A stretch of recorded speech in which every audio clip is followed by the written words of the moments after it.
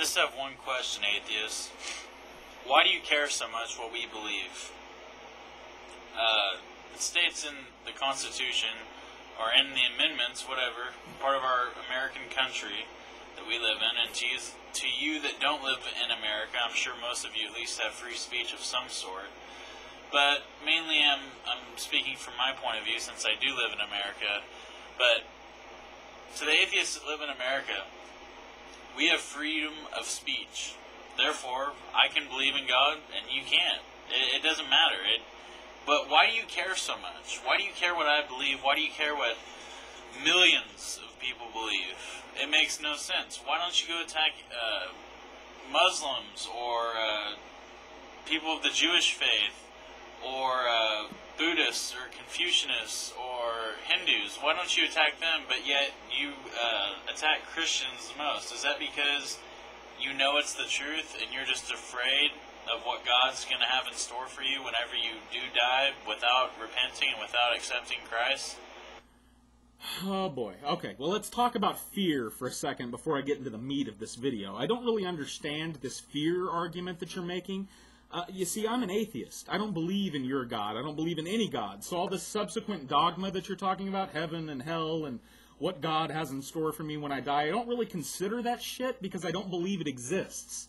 You see what I'm getting at? I have no reason to fear hell because I don't believe that hell exists. In fact, I think that this fear argument is more correctly applied to you as a Christian. See, I think you as a Christian allow fear to dictate what you believe and disbelieve. I think it's you as a Christian that fears roasting on a spit for all of eternity if you should fuck up here on earth. I think it's you as a Christian who needs that carrot on a stick to get you through life. You need that big handful of Skittles at the end of the rainbow. If I'm just good for 80 years and if I'm good here on earth and I get to go up to heaven and worship at the feet of Jesus for whatever the fuck you believe.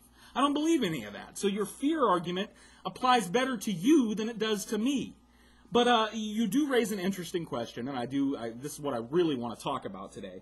You ask, why do American atheists spend so much time harping on Christianity? Now, I don't like to speak for other people, but I happen to be an American atheist, so I'll speak for myself.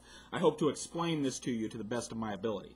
Why do I spend so much time harping on Christianity? Why don't I diss on the Muslims a little bit? Why don't I go over here and throw a handful of verbal shit at the Hindus? And it's an interesting question.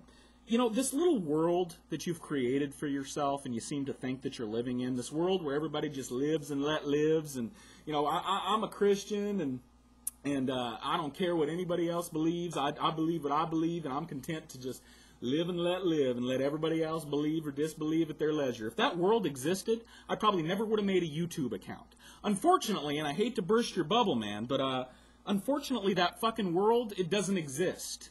Okay? It's a fucking fantasy. Alright, Christianity is not content to live and let live. Christianity in this country seeks to impose its dogma, to impose its bigotry on everybody else through law. Alright, now, somebody can correct me on this if I'm wrong. I don't think I'm wrong. To my knowledge, there's never been a Hindu standing on the floor of the House of Representatives trying to get an amendment to the Constitution that states that it's bad and ugly and disgusting for two homosexuals to enjoy the same social rights as heterosexuals. To my knowledge, that's never happened. Christians have done it, though.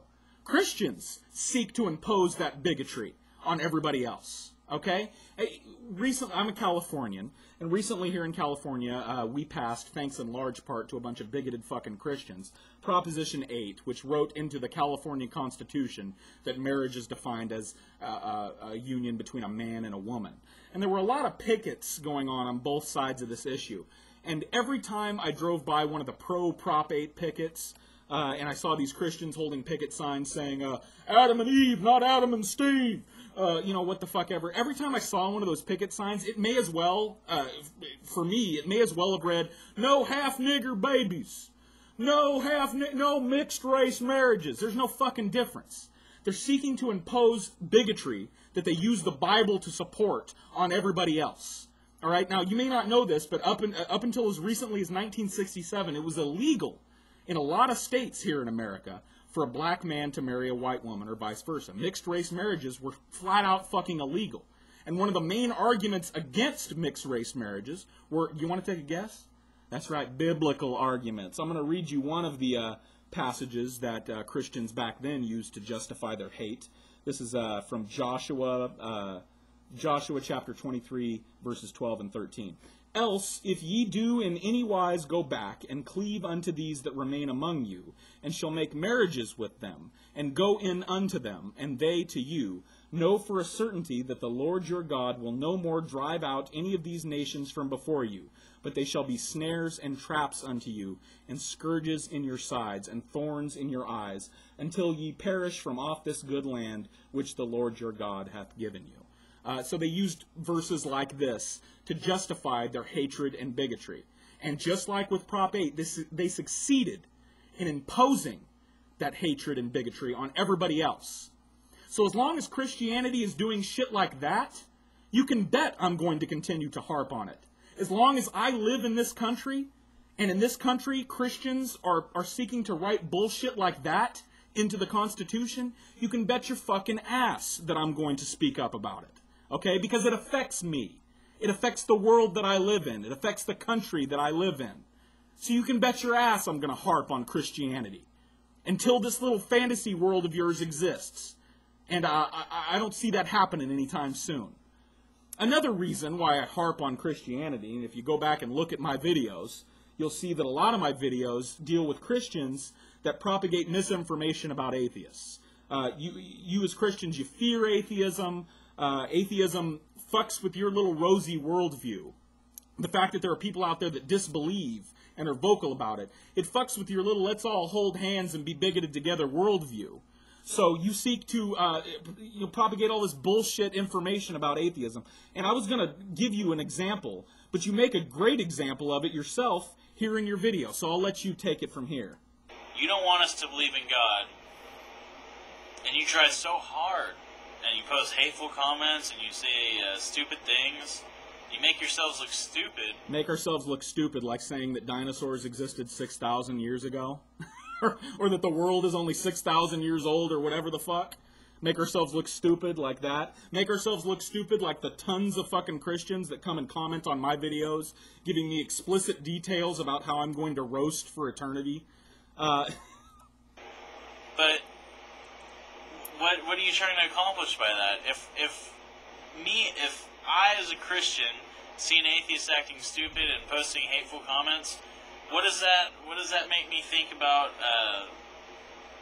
not believing in God? It makes me think that you guys are immoral. You are just absolutely crazy, and your lifestyle isn't better than mine. How do you guys don't live a better lifestyle than me just because you're an atheist, and I don't live a better lifestyle than you just because I'm a Christian. But I'm saying a life without God is not a life worth living because there's no purpose in life. You guys just live life. You live your life out 80 years or whatever, and then you die, and then you think that's it. But see, I have a purpose, and my purpose is to live eternally in heaven with God the Father, Jesus Christ, and reign with Him forever. So do you get it now? Do you understand why I might take offense at your insinuation that because I don't believe in your great googly moogly that somehow my life is completely pointless and worthless? Do you see what I'm getting at? You see, the misconception here is that I care what you believe. I could honestly give two shits and a fuck what you believe. There are some atheists out there that spend their time trying to deconvert religious people and whatever, that floats their boat. I could give a fuck less what you believe. Most of the people that I know and love in my life are Christians. Okay? Most of my family, most of my friends are Christians. Alright? Just because a stupid Christian drops by on my fucking, comment section and posts some ignorance, I don't apply that attribute to every Christian in my fucking life.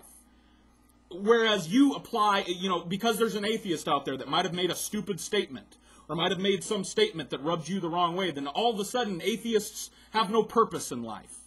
I could give two shits what you believe. What I care about is whether you attempt to apply that belief and have it written into law and have it affect my life. Okay? So the day when your fantasy world exists, the day when your world exists, the day when Christianity cleans up its backyard and becomes something that can be personal, that they don't seek to spread their bigotry and write their bigotry into the rule of law. The day that world exists, I'll take down my fucking YouTube channel. But I don't see it happening anytime soon. So don't hold your breath. Although you might want to hold your breath, because if you suffocate and die, you get Skittles. You get some Jesus Skittles. Peace, everybody.